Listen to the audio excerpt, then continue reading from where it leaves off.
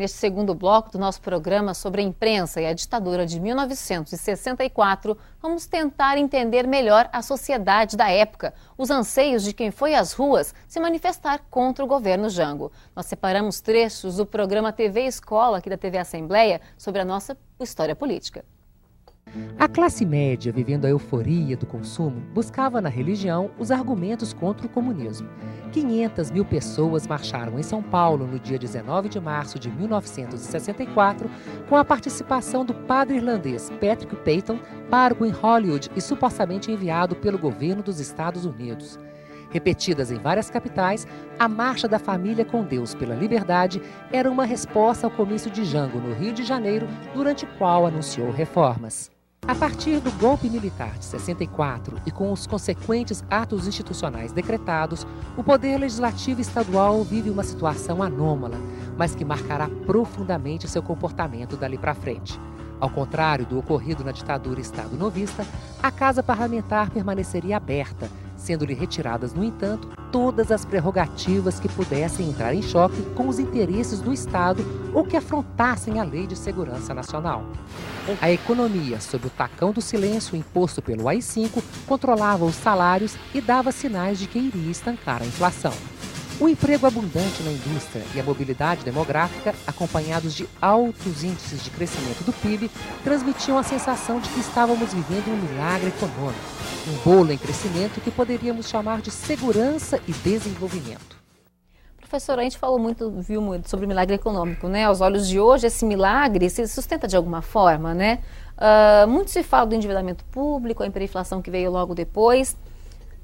Durante todo o tempo, a imprensa sustentou que estava às mil maravilhas. A boa parte da imprensa comprou a ideia, né? Entrou na onda entusiástica, até porque houve negócios e lucros para todo mundo, né? Digamos assim, no meio empresarial as grandes cadeias jornalísticas são empresas que lucram muito, né? O sistema, por exemplo, de televisão se expandiu muito, os investimentos que o Estado fez para modernizar as telecomunicações, tudo isso beneficiou, né, a grande mídia. Então ela se entusiasmou como se entusiasmaram os empresários, né?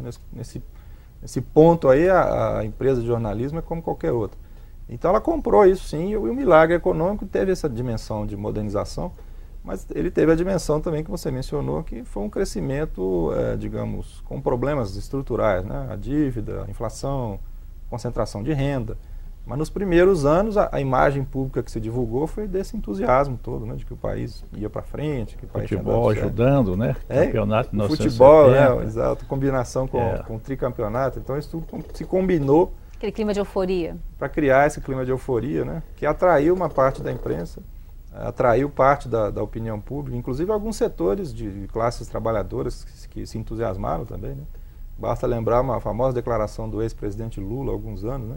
Em que ele revela esse entusiasmo que sentiu na época do milagre, porque os operários especializados eram muito valorizados, ganhavam muito bem. Então isso foi um milagre breve, né? Foi fugaz, mas gerou todo esse entusiasmo. E o resultado depois foi, né, o endividamento, a inflação, etc. Mas a imprensa participou e ajudou a criar esse clima. Embora alguns órgãos tenham pagado caro por isso, né? Alto preço por isso. O Diário de Notícias desapareceu, o Correio da Manhã desapareceu, a última hora por outras razões políticas, né? Porque ela foi muito perseguida no regime, nos primeiros anos do regime militar, porque foi das grandes cadeias a que não deu apoio. Foi a única que não apoiou. E nós mesmos desaparecemos, o Binômio, que tinha a maior tiragem da imprensa mineira, desapareceu porque pelas perseguições. Nós não tivemos condições de tirar um número sequer depois do golpe. Porque eu estava já a caminho do exílio, outros jornalistas, o Dídimo estava perseguido, o Gui de Almeida escondido e outros mais, Ponço de Lyon, companheiros nossos, todos sendo perseguidos. Então, mas a imprensa dominante mesmo, essa apoiou o milagre econômico até o fim e com poucas restrições, né, professor? E depois, quando a coisa começou a dar água, né, quando começou a dar problema, alguns jornais reverberaram algumas críticas à situação econômica, o problema da inflação, e daí até alguns já começaram nesse momento uma estratégia de afastamento do regime militar, né? Alguns jornais que apoiaram o regime no começo, no final da ditadura, começaram a se colocar como uma mídia mais independente, com uma mídia mais E aberta. até crítica no caso da Tribuna da Imprensa, né? Hélio pois Fernandes e pois tudo. Fizeram a sua reciclagem já. Né? Professor, e quais eram as bandeiras levadas para as ruas pela população naquele momento pré-golpe ali? Pré-golpe, a derrubada do Goulart? A derrubada de Goulart. A bandeira principal era abaixo o comunismo, né? Contra o comunismo. Se você pega as manchetes, os cartazes que levaram na marcha da família com Deus, várias delas se referiam a isso. Falavam do Kremlin, do vermelho, do comunismo, da liberdade, de Cuba. Esse foi o tema. O medo das reformas que eram propostas para o país. Brizola, né? Também era muito. Brizola era considerado chamado de comunista. Dizia-se que o Brizola seria o Fidel brasileiro, né? O medo das reformas que eles O medo das reformas, mas sobretudo o medo de que as reformas fossem o começo de uma revolução, né? Porque a reforma, estrito senso, não seria ameaçadora. Tem pesquisas de opinião na época que mostram que 70% da população era a favor da reforma agrária. Porque a reforma agrária não afetava todo mundo, afetava quem era latifundiário, né? Fazer a reforma agrária apenas não é uma coisa que levasse as pessoas para a rua. Hoje é muito mais difícil porque o setor agrário tem muito mais força do que naquela época, né? Quando você fala em setor agrário, naquela época você fala do latifúndio, sobretudo, né? E na ideia de não aproveitamento de vastas extensões territoriais. E que tinha uma representação política muito menor do que a federação, do que o setor industrial, exportador industrial e uma representação serviços, pública, né? Mas no sistema partidário eles eram muito influentes no PSD, né? Eles tiveram um peso grande na posição do PSD. Mas o tema da reforma agrária não teria levado esse monte de gente à rua. Os militares, por exemplo, para a maioria deles fazer a reforma agrária não era problema nenhum. Não, mas como você disse mesmo, era o medo da revolução. Tanto que há alguns historiadores que chamam esse processo de contra-revolução. Contra-revolução. A contra-revolução, alguns até acrescentam preventiva, porque não houve uma revolução. Não é? É um termo muito mais preciso, né, certamente do que falar revolução. Aliás, o uso da palavra revolução foi uma estratégia de usar uma palavra que era simpática, né, digamos assim, na cultura brasileira, né, desde a Revolução de 30, 32. Então quiseram usar a Revolução para 64 já como uma estratégia de comunicação. Né, e depois a Revolução, o movimento paulista, tanto que em 32, aí já era a Revolução Liberal, né? A Revolução, como se chamava? A Revolução Constitucionalista, que era o nome. E um dos slogans é 32 mais 32 igual a 64. Da marcha em São Paulo. Né? A palavra revolução foi cunhada pela mídia? Não, a palavra revolução, não. Acho que foram os líderes do próprio governo que começaram a falar isso. Não, mas 30 não, 30 foi uma revolução. Não, ele está falando 64, né? 64. Em 64. Estou perguntando para ele sobre o uso da expressão. A mídia aderiu rapidamente, né? Vários jornais começaram a dizer que eram revolucionários. Né? O Globo disse isso, o Estadão disse isso, a Folha. Mas como você disse, invocando o exemplo de 1930, que houve uma rebelião da sociedade, o que havia de sociedade na época, contra o governo do conservador, né? Então, digamos que os militares cunharam o termo e a imprensa consolidou. Consolidou, inclusive a imprensa nesse momento, a gente tem que considerar que ela era um ator político também, né? Os grandes editores, eles queriam influenciar. O Julinho de Mesquita, por exemplo, sempre foi poderoso, nesse momento ficou mais ainda. Eles queriam participar da construção do Estado. Então, o sentido de revolução, eles ajudaram a construir. O que eles queriam? Um Estado revolucionário, um Estado extraordinário que fizesse a chamada limpeza, que tirasse o pessoal de esquerda, que os ameaçava, que para alguns também tirar o que se chamava de corrupção, né? O Estadão em São Paulo tinha isso para ele é um tema muito forte, e em São Paulo isso significava para eles retirar do cenário político o Adhemar de Barros, que era uma figura importante lá, e tanto o Estadão quanto a Folha queriam que os militares chutassem o Adhemar de Barros. Então a imprensa, ela foi um ator fundamental. Vários editoriais da época diziam, essa revolução é nossa também, nós ajudamos a fazer. E no caso do Estado de São Paulo, havia também quase que um acerto de contas com o trabalhismo, com o varguismo, por causa da intervenção que sofreu lá em São Paulo. Foi feita pelo Adhemar, mas era uma intervenção inspirada pelo governo federal. E o Estadão teve fechado, acho que 5 anos. 5 anos, 4 ou 5 anos, não é? E havia então essa preocupação, esse ranço antivarguista e Adhemar de Barros. Era um herdeiro brigou com Vargas, mas era herdeiro. Era visto como aquela força externa, né?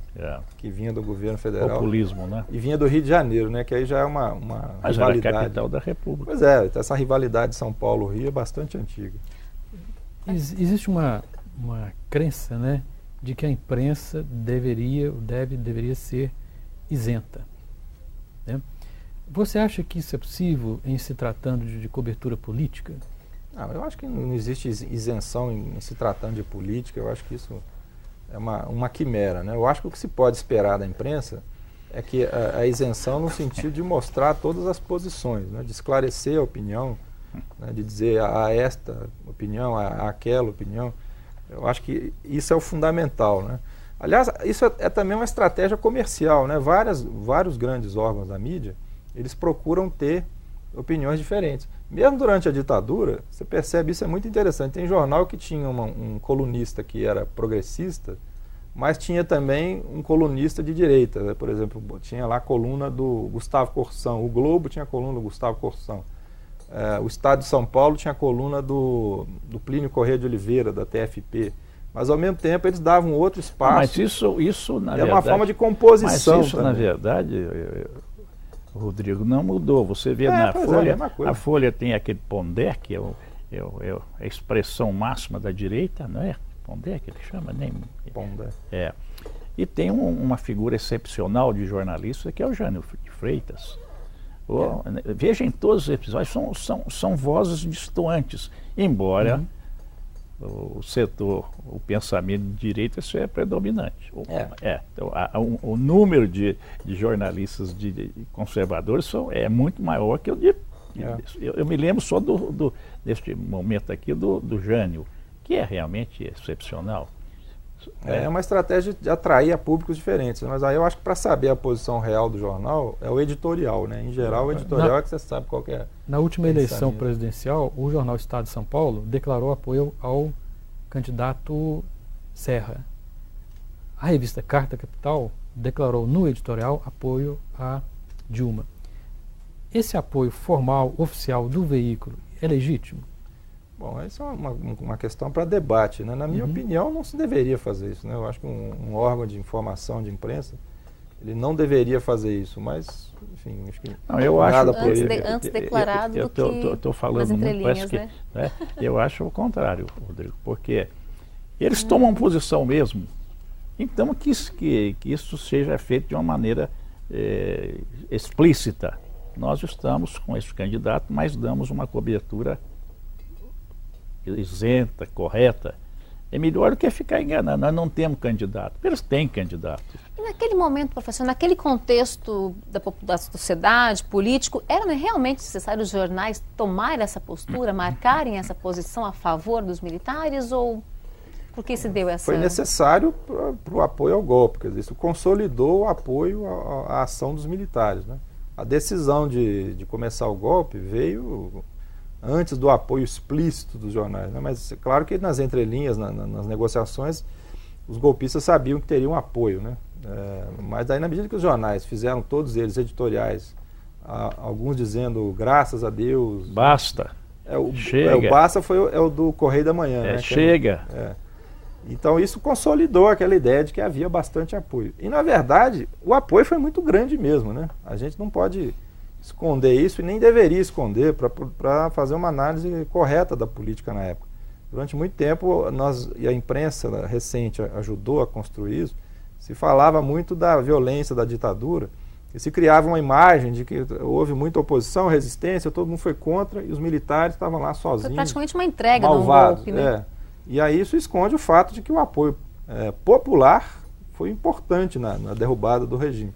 Aqui em Belo Horizonte, por exemplo, houve recrutamento para Forças Armadas, né, para uma formação irregular para ajudar no golpe, e teve milhares de pessoas que foram lá, né? Tem gente que guardou, inclusive, o certificadozinho, né? De alistamento. De alistamento nas forças irregulares, que acabaram não sendo usadas, mas muita gente achou que teria uma espécie de guerra mesmo.